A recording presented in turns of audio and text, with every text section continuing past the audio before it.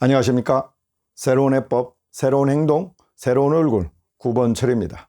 오늘은 제119회 방송으로 직업 공무원 체제를 무너뜨린 문재인과 주사파라는 제목을 가지고 말씀드리겠습니다.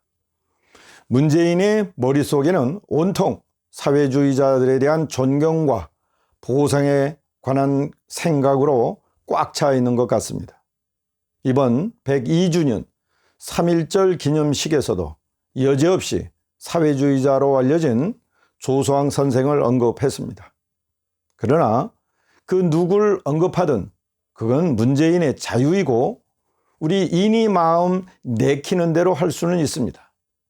하지만 하고 많은 인물들 중에서 그것도 3.1절에 하필 언급한 사람이 조소왕 선생이라니 참 기가 찰 노릇입니다.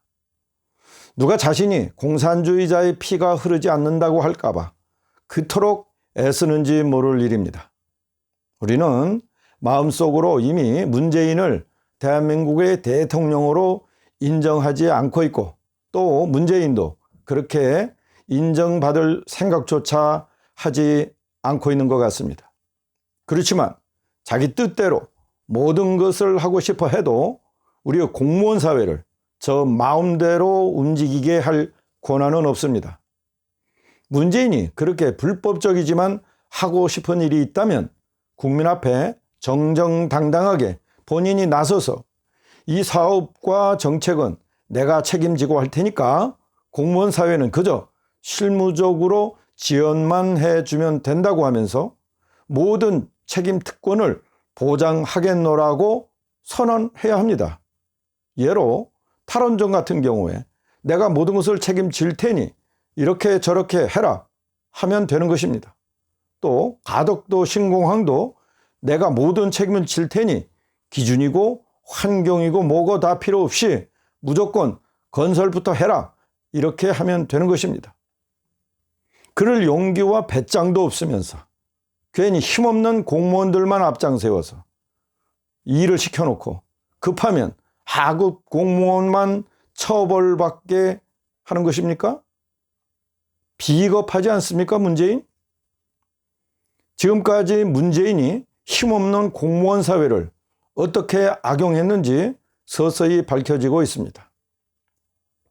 그동안 우리 원자력 살리기 국민행동은 정말 피나는 노력 끝에 감사원을 압박해서 월성 1호기 불법 폐기 감사 보고서를 세상에 내어놓도록 하는데 일조했습니다. 그래서 그 감사원 자료에 근거해서 산자부 공무원들이 일단은 공문서 폐기에 관한 죄목으로 처벌되었습니다. 하지만 온갖 거짓 데이터로 자료를 조작해서 다른 원전을 폐기시켰기 때문에 그들은 추가로 처벌받아야 할 것입니다. 엉터리 거짓 자료의 근거에서 결정한 모든 원전 결정은 원래대로 돌려놓아야 할 것입니다. 모두 무효입니다. 이번에는 보훈처 사건입니다. 손혜원 아버지를 독립유공자로 지정하는 건으로 애꿎은 보훈처 공무원들만 처벌받았습니다. 이 또한 무효입니다. 이번엔 교육부 사건입니다. 교육부 공무원과 과장과 연구사가 공모해서 초등학교 6학년 사회 교과목을 저들 마음대로 수정하고 또한 북한에 불리한 내용은 전부 누락시키는 방법으로 역사 교과서를 조작한 죄로 징역형을 선고받았습니다. 김상곤 전 교육부 장관 시절이라고는 하는데 현 윤은혜 장관도 후속 조치를 제대로 취하지 않은 죄로 처벌받을 수도 있습니다. 자, 그런데 이러한 공무원 사회를 저들의 공작의 부역자로 활용하면서도 문제가 터지면 꼬리 자르기 식으로 하급 공무원만 처벌되기 일쑤입니다. 지난번 탈원전 관련해선 국장과 과장이 구속되면 주범인 백운규 전 산자부 장관은 구속을 면했습니다. 이번 교육부 사건에도 고위직은 조사조차 하지 않았답니다. 그렇지만 이 세상이 그렇게 만만하지는 않습니다. 더욱이 기울어져 가는 정권에게 기대서 불법의 충성할 공무원이 어디 있겠습니까? 자, 이번에는 가덕도 공항 사건입니다. 지난 26일 통과된 가덕도 신공항 특별법은 마치 모든 게 일사천리로 가능하도록 법을 만든 것처럼 보이지만 실상은 예타 면제도 기재부가 할 수 있다고 조건을 붙인 것이지 확실하게 면제한 것은 아닙니다. 문제는 국토부가 신공항 건설이 불법이고 불가능한 사업임에도 불구하고 만일 공항 건설 계획을 수립해서 예산을 신청하는 즉시 국토부 공무원들은 처벌받게 되어 있습니다. 이미 국토부 공무원들은 자신들의 행동 반경을 정해 공개했기 때문에 비록 장관이라도 아래 공무원들에게 강제로 지시할 수가 없습니다.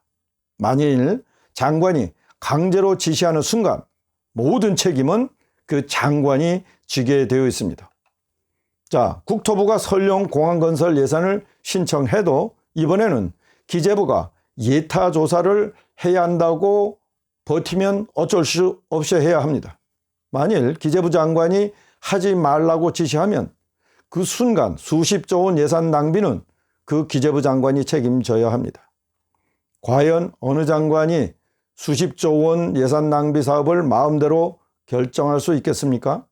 자, 이렇게 되다 보니까 가덕도 신공항 특별법은 그저 쇼만 한 것이 되어버렸습니다. 이제 확실하게 건설 집행은 불가능하게 되어버렸습니다. 부산 시민들도 이 사태를 알아차렸는지 가덕도 신공항 건설에 찬성보다 반대가 더 높다는 여론조사 결과도 발표되었습니다. 자, 이렇게 사태가 흘러가다 보니까 어쩔 수 없이 지금까지 저지른 온갖 불법 지시사항은 정권이 바뀌어야 분명히 드러나겠지만 이제부터는 불법 사항을 공무원들에게 지시할 수 없게 되었습니다. 지난번 월성 1호기 원전 사건에 공무원 업무 처리가 기준이 된 것입니다. 우리 원자력 살리기 국민행동의 지금까지의 활동 결과에 크게 자부심을 가지는 이유입니다. 앞으로는 문재인이가 공무원 사회에 불법적인 사항을 절대로 지시하지 못할 것입니다. 그렇지만 지금까지 그가 저지른 불법적인 지시사항은 평가에서 훗날 반드시 실질적인 처벌이 이루어지도록 해야 합니다. 후일 사건 하나하나 낱낱이 조사해서 공무원이 피동적으로 지시를 받아 처리한 것인지 아니면 능동적으로 자료 조작에 앞장선 것인지를 분간해서 그에 해당하는 공무원은 처벌받게 할 것입니다. 만일 공무원 누구라도 지시를 받아 어쩔 수 없이 불법을 행한 경우라면 지금이라도 모든 자료는 남기고 녹음은 떠놓는 방법으로 근거를 남겨야 합니다. 대한민국이 이처럼 뿌리부터 썩어 들어가게 할 수는 없지 않습니까? 건강한 대한민국의 부활을 위해 공무원 여러분의 분발을 촉구합니다. 건국 후 지금까지 대한민국의 경제 발전은 우리 공무원 사회가 주도했다고 해도 과언이 아닙니다. 이런 자랑스러운 공무원 사회를 썩은 주사파의 불법에 부역을 시켰으니까 이 자들을 용서할 수가 없습니다. 우리가 흐트러진 직업 공무원제를 건강하게 다시 세울 것입니다. 세종시에 있는 대한민국 공무원 여러분, 이런 상황에서도 여러분은 계속 저 썩은 민주당에 몰표를 줄 것입니까? 오늘은 여기까지 하겠습니다. 성장의 힘 9번 줄이었습니다. 감사합니다.